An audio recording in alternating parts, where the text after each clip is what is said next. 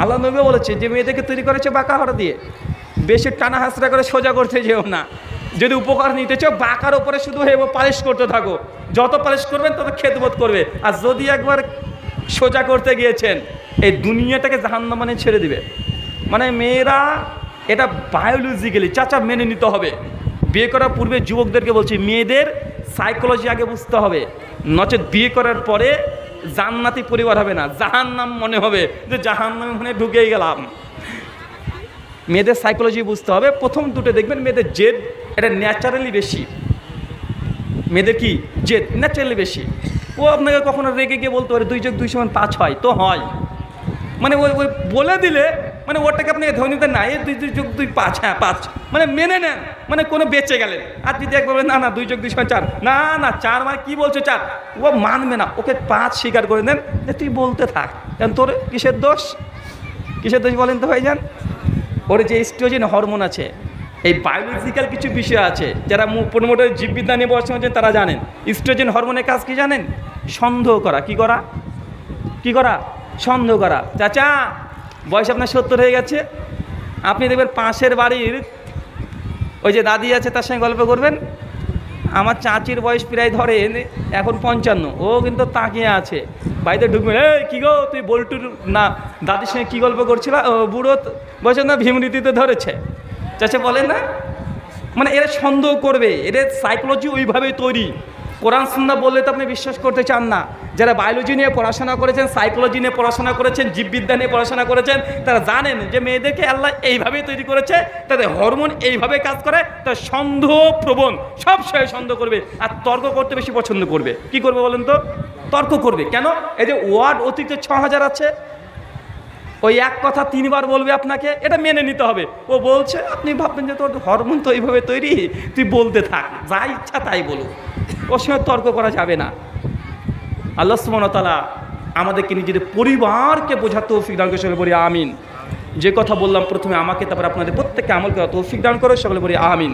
এই বলে আজকের মতো এই 3টি নসিহা, 1 জান্নাত আল্লাহ সুবহানাহু ওয়া তাআলা ঘিরে রেখেছেন নিয়ম নীতিমালা দিয়ে, 2 জাহান্নাম ঘেরা আছে আপনার নিজের মনের ইচ্ছা বাসনা দিয়ে, আর 3 বিবাহটাকে আপনি ইবাদত। আপনার মেয়েকে পাড়ার মেয়েগুলো এসে কিভাবে তার গোপন গোপন জায়গাতে ডলে ডলে হলুদ লাগিয়ে দিতে পারে।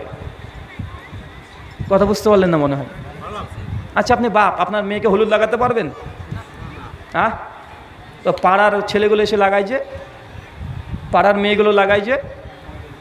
সহিহ বুখারী 5058 নম্বর হাদিস, আব্দুল্লাহ ইবনে মাসউদ রাদিয়াল্লাহু আনহু তিনি বলছেন যে আল্লাহ নবী আলাইহিস সালাম বলেছেন, কোনো বেপর্দা নারীর সামনেও যেন পর্দাশীল নারী তার সৌন্দর্য প্রকাশ না করে। কি বুঝলেন? কথা বুঝতে পারলেন না মনে হয়? বেপর্দা নারী বোঝেন যে পর্দা হিজাব মেনটেন করে না, আর একজন নারী যে হিজাব মেনটেন করে। নবী বলছেন যে কোনো পর্দাশীল মেয়ে, বোরখাওয়ালা পর্দাশীল মেয়ে কোনো বেপর্দা নারীর সামনে তার মুখমণ্ডল খুলবে না। কেন?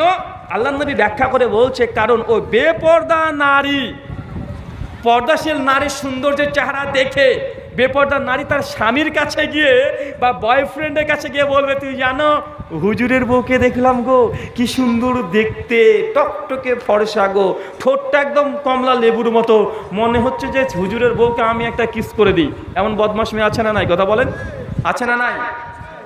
আল্লাহ নবী এই সাবধান সতর্ক করে দিয়েছে যে বেপর্দা নারীর সামনেও পর্দাশীল নারী সৌন্দর্য প্রকাশ করতে পারবে না।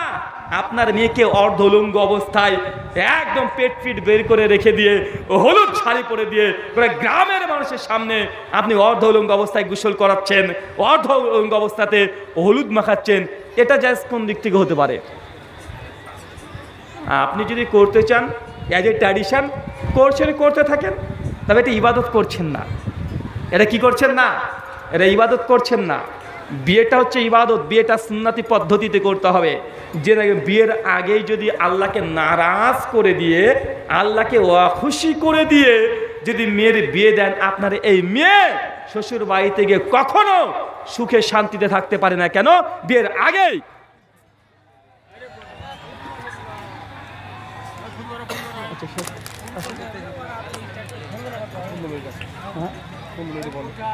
ঠিক আছে, সমস্যা নেই। শেখে নিয়ে আসুন, শেখে নিয়ে আসুন।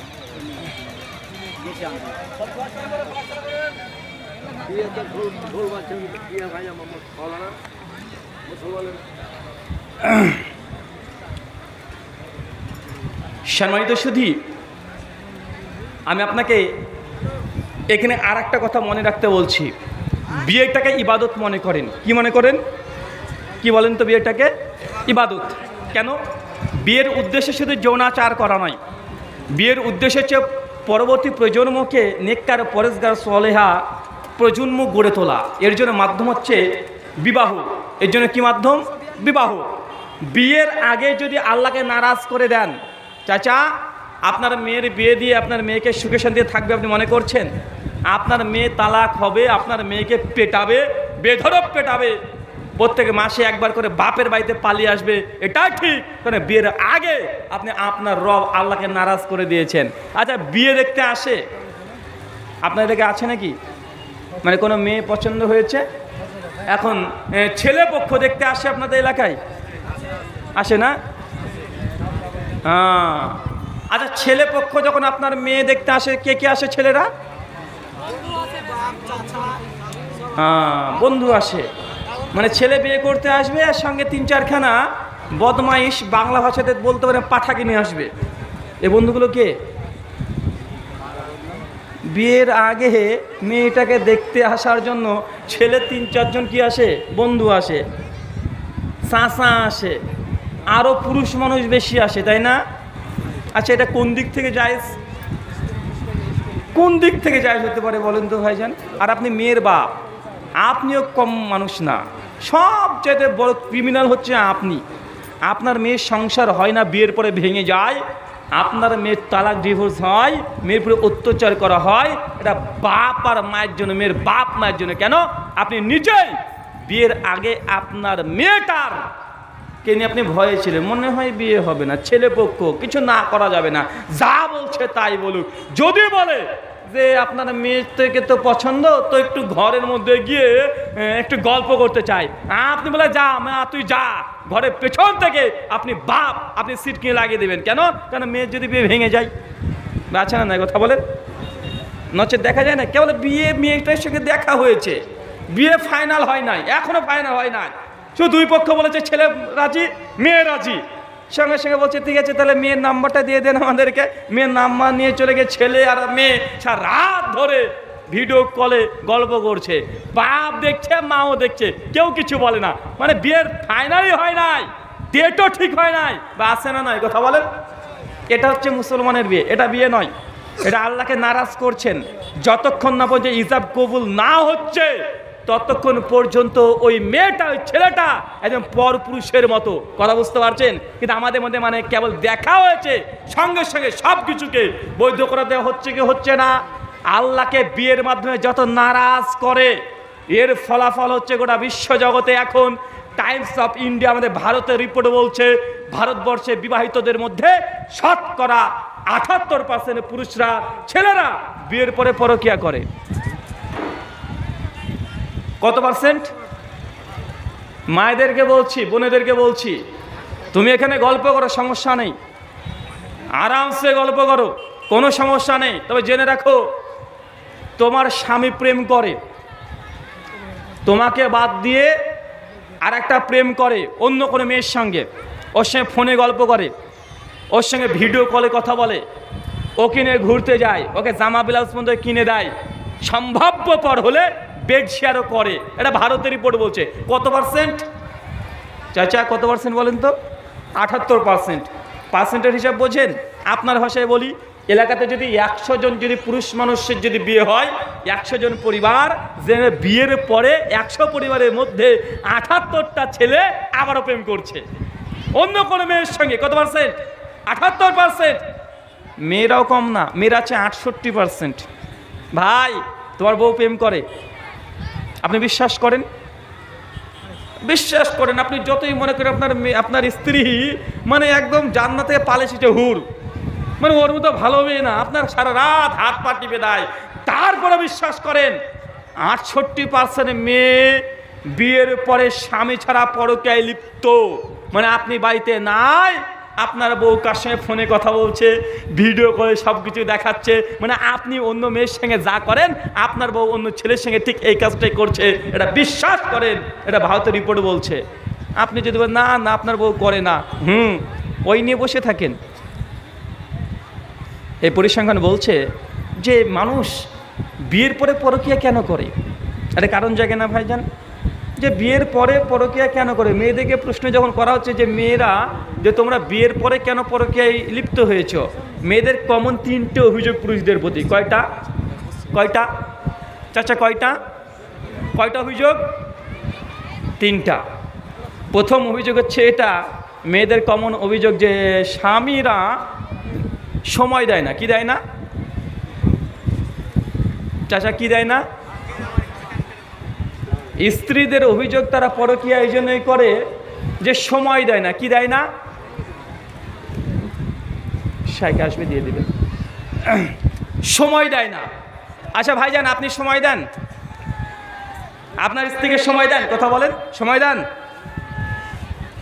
মেয়েরা পরকীয়ায় লিপ্ত হলে পরিসংখ্যান বলছে মেয়েদের প্রথম অভিযোগ যে আমার স্বামী আমাকে সময় দেয় না।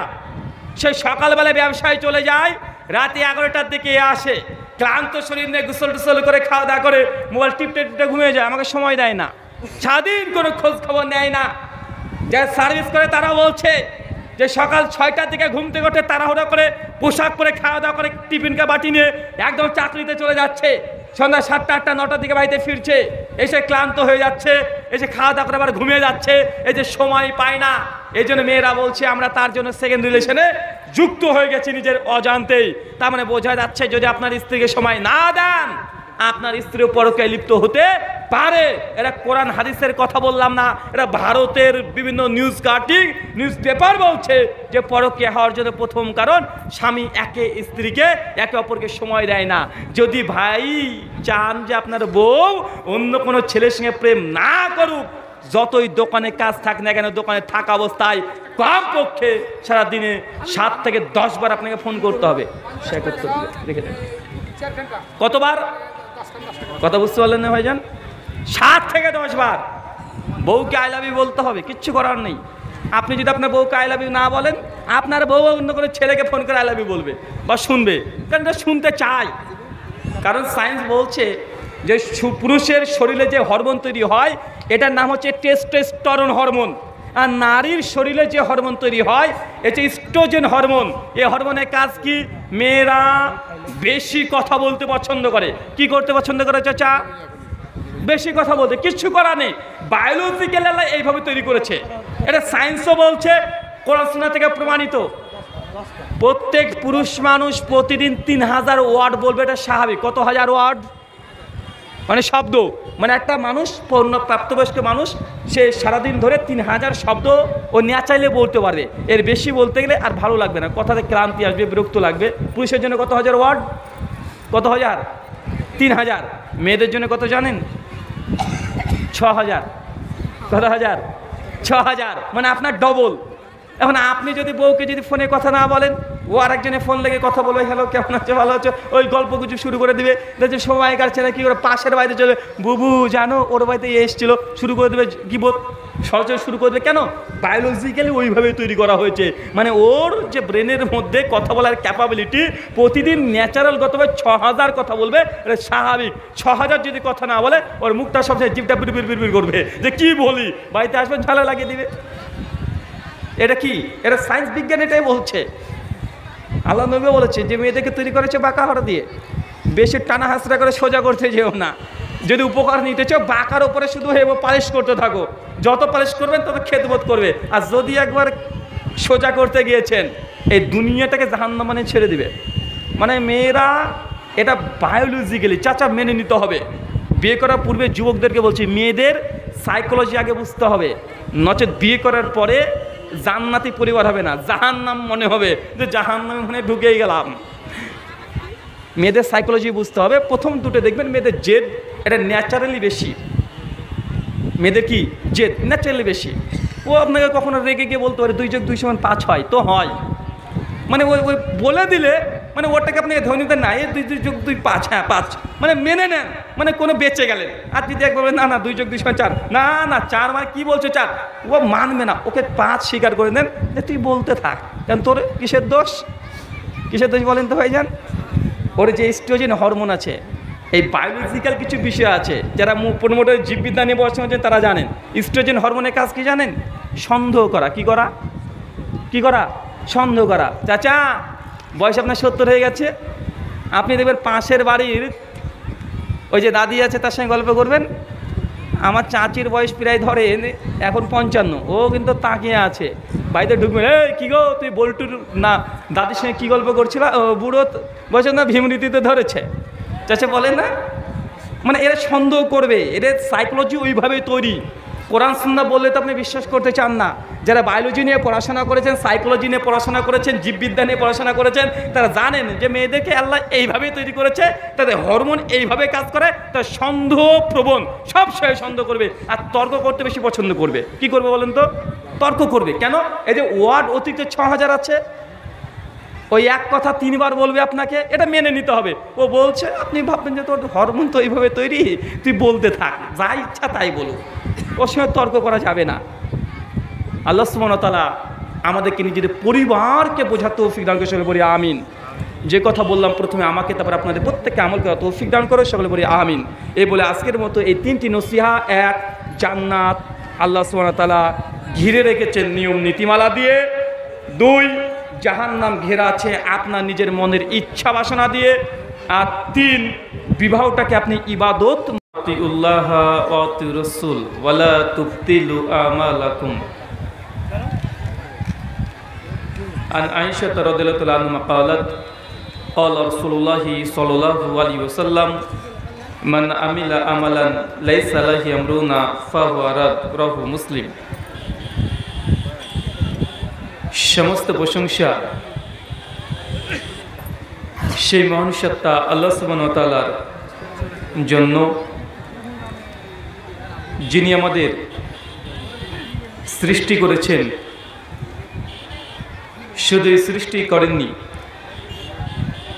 এই পৃথিবীতে সহস্র কোটি মাখলুকাত সৃষ্টি করার পরেও যিনি আমাদের এই মানব জাতিকে সর্বশ্রেষ্ঠ জাতি, সর্বশ্রেষ্ঠ মাখলুকাত এবং সর্বশ্রেষ্ঠ নবী মুহাম্মাদে আরবি সাল্লাল্লাহু আলাইহি ওয়াসাল্লামের উম্মত হিসেবে প্রেরণ করেছেন, সেই মহান সত্তা আল্লাহ সুবহানাহু ওয়া তাআলার সংক্ষিপ্ত শুকরে সুজুদ আদায় করি তার নিজেরই শেখানো ভাষা দিয়ে। সকলে এক বাক্যে পড়ি আলহামদুলিল্লাহ। চাঁদমুনি খাসপাড়া জামি মসজিদের উন্নতিকল্প এবং উদ্যোগে আজ ইসলামী আলোচনা সভা, তারিখ 26শে এপ্রিল 2024 শুক্রবার।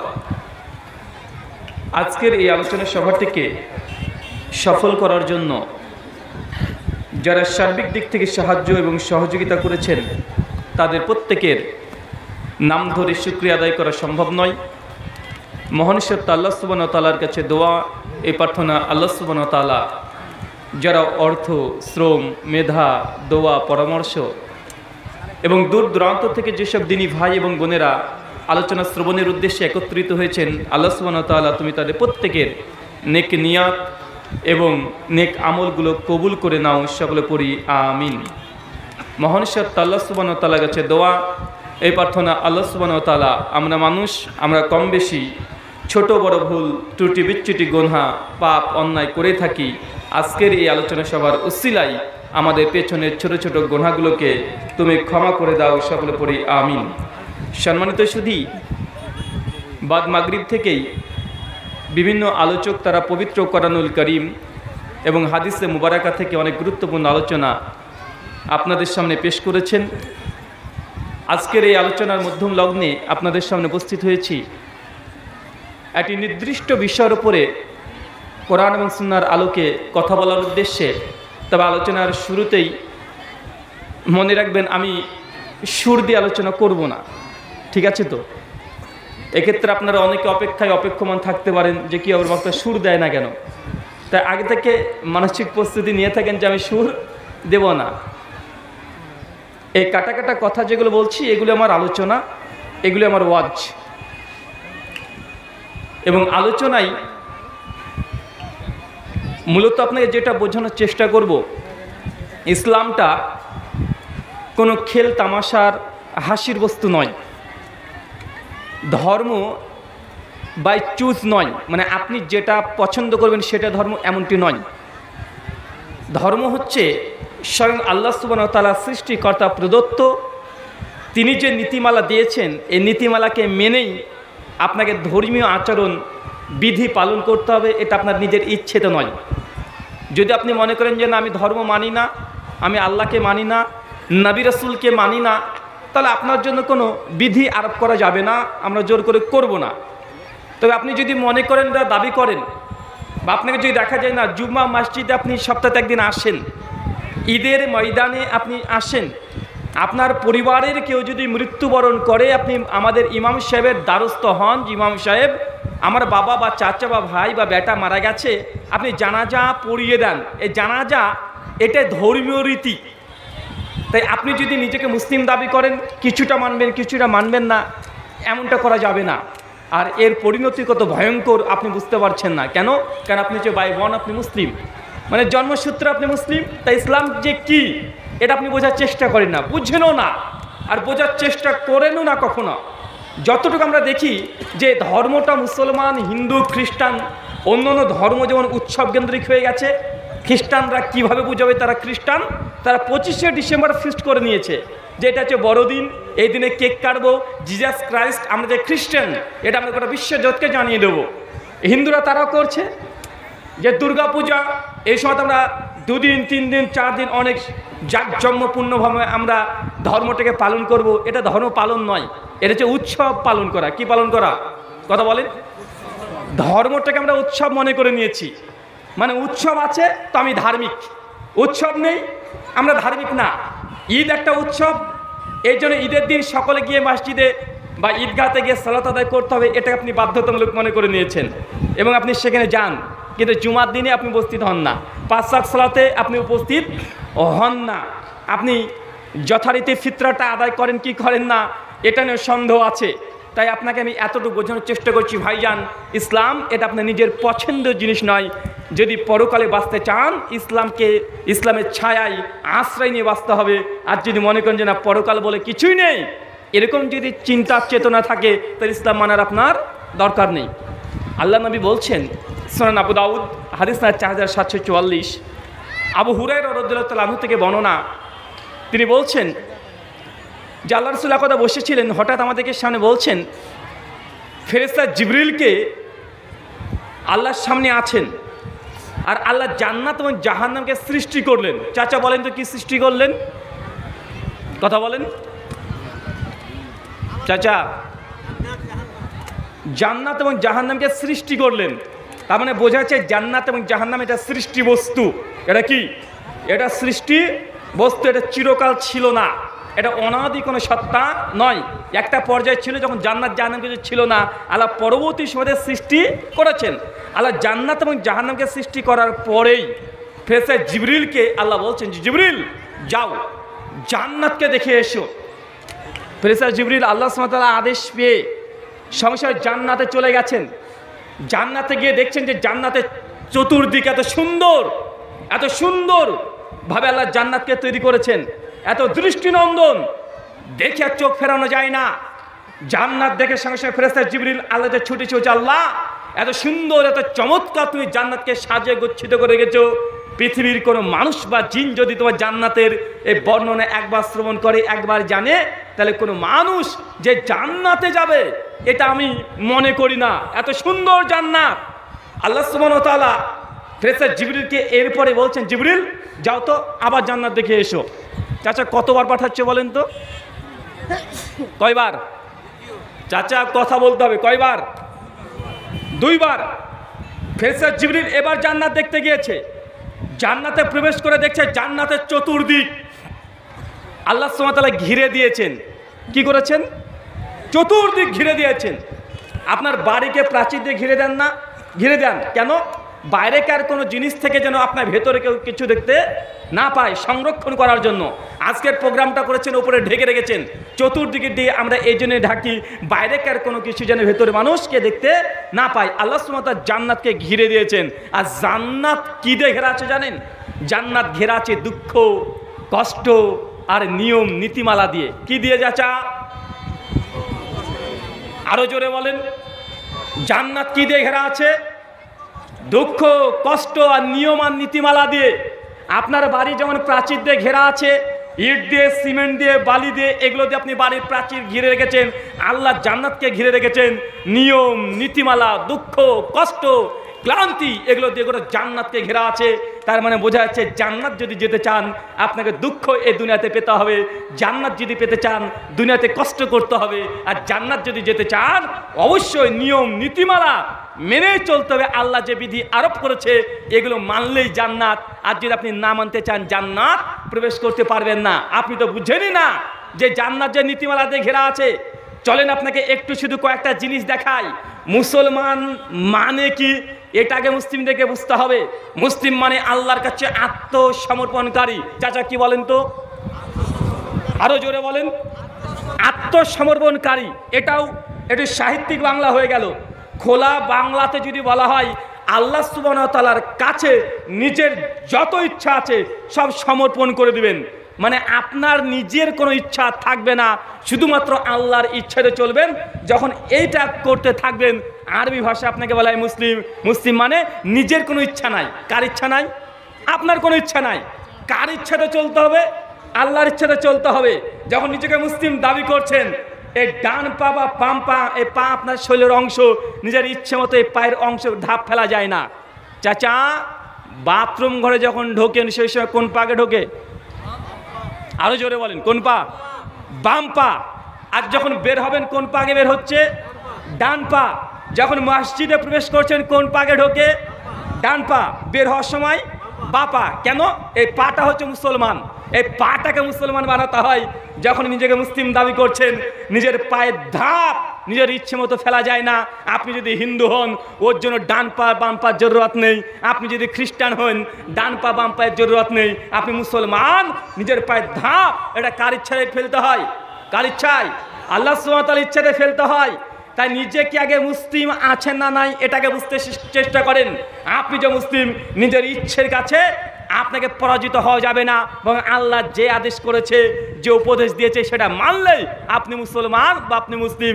আপনার নাম যতই আব্দুর রহমান আর আব্দুর রহিম হন না কেন, যদি আমল না থাকে আপনি মুসলিম বলে বিবেচিত হবেন না। সে মুসলিম কি বলে ইমান। হাদিস না 253। আল্লাহ নবী বলছেন মান তারাকা সালাতা মুতাম্মাদান ফাকাদ কাফারা। যে ব্যক্তি ইচ্ছাকৃত নামাজকে ত্যাগ করে দিল, এই ব্যক্তি আল্লাহ নবীর ভাষায় সে কুফরি করেছে। শেখ সালেহ আল সাইমিন তারকুস সালাহ পৃষ্ঠা নাম্বার 26-এ বলছেন এই ব্যক্তি কাফের হয়ে গেছে। কি হয়ে গেছে চাচা?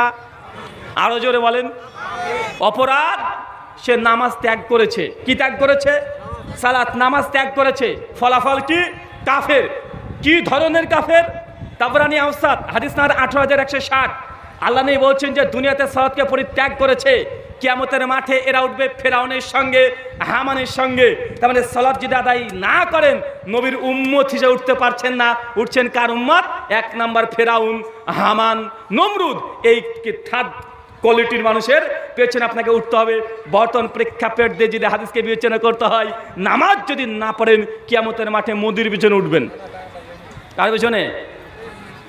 মানে মোদি তো ফেরাউনের কাছে বাচ্চা শিশু।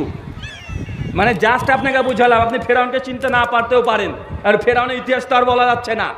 মানে ফেরাউনের কাছে মোদি অনেক ভদ্র মানুষ, অনেক ভালো মানুষ। মানে ফেরাউন এত বদমাস, কথা কি এবার বুঝতে পারছেন? এত বদমাস, যোগী বলেন আর আদিত্যনাথ বলেন আর টাকলা বলেন, যেই বলেন না কেন হচ্ছে শিশু ফেরাউনের কাছে, নমরুদের কাছে, হামানের কাছে। এই যে শিশু, বাচ্চা। আল্লাহ নবী বলছেন যে দুনিয়াতে সালাত ত্যাগ করে দিয়েছে, নামাজ যে পড়েনি, এই কিয়ামতের মাঠে এই কোয়ালিটির মানুষের সঙ্গে উত্থিত হবে। তার মানে আপনাকে বুঝতে হবে আপনি কোন দিকের মুসলমান। নিজেকে দাবি করছেন মুসলিম, সালাতবিহীন কোনো ব্যক্তি মুসলিম বলে বিবেচিত হতে পারে না। কম্পালসারি লাগবেই সালাত। যেমন আপনি মাধ্যমিক পরীক্ষা দেওয়ার জন্য অ্যাডমিট লাগবেই, আপনি যতই 12 ঘন্টা 26 ঘন্টা পড়াশোনা করে প্রস্তুতি 10 বছর ধরে নেন না কেন, অ্যাডমিট যদি না থাকে আপনাকে পরীক্ষা দিতে দেওয়া হবে না। যদি আপনার সালাত না থাকে, যদি আপনি 1 কোটি টাকা দান করেন, কাজে আসবে? সুনান নাসাই হাদিস না 466, আল্লাহ নবী বলছেন যে কিয়ামতের মাঠে বান্দার প্রথম হিসাব যেটা না হবে আসসালা, কিসের কথা বলেন? সালাতের, মানে নামাজের। নামাজ আছে, তারপরে আল্লাহ খুশি হয়ে বলবে যে দানের ব্যাপারটা দেখি, জাকাতের ব্যাপারটা দেখি, হজ্জের বিষয়টা দেখি, বাপের সঙ্গে কেমন আচরণ করেছে দেখি, ছেলের সঙ্গে কেমন আচরণ করেছে দেখি, স্ত্রীর সঙ্গে কেমন ব্যবহার করেছে দেখি, প্রতিবেশীর সঙ্গে কেমন ব্যবহার করেছে দেখি। মানে সালাত নেই, তার মানে বোঝা যাচ্ছে এই ইবাদতগুলো আল্লাহ দৃষ্টি প্রথমত দেবে না। যদি শিরক যদি করে না থাকেন, আল্লাহ শেষে হয়তো তার বিশেষ শাফাতের কারণে আপনাকে জাহান্নামে জালে পুড়িয়ে হলেও একদিন জান্নাতে নিয়ে আসতে পারেন। এটা আহলুস সুন্নাহ আহলুল হাদিসদের আকীদা। তার মানে আপনি বুঝে নেন, নামাজ নেই, আপনি আমলগতভাবে কাফের হয়ে গেছেন। আরো কঠিন শব্দ এসেছে, আপনাকে শুধু এতটা বলছি, গোটা বিশ্ব জগতে মুসলিম জাতি আজকে নির্যাতিত, নিষ্পেষিত, লাঞ্ছিত, বঞ্চিত, পদদলিত। যে ভারতবর্ষের মাটিতে আমরা এখন বসে আছি, এই ভারতবর্ষের ইতিহাস বেশি দূর যাওয়ার দরকার নেই। যারা ইতিহাস হিস্ট্রি নিয়ে পড়াশোনা করেছেন, ক্লাস 6, 7 পর্যন্ত পড়েছেন, তারাও জানেন মাত্র 150-200 বছর আগে যদি ভারতের ইতিহাস দেখেন, এই ভারতবর্ষে গোটাটাই মুসলমানরা 700 থেকে 800 বছর রাজত্ব করেছে। কারা করেছে চাচা? কারা করেছে? মুসলমান। প্রধানমন্ত্রী কে ছিল? মুসলমান। মুখ্যমন্ত্রী কে ছিল? মুসলমান। গোটা ভারতবর্ষের সব জায়গাতে মুসলমানরা রাজত্ব করেছে। একদম মুর্শিদাবাদের হাজারদুয়ারি থেকে শুরু করে দিল্লির লাল কেল্লা পর্যন্ত 26শে জানুয়ারি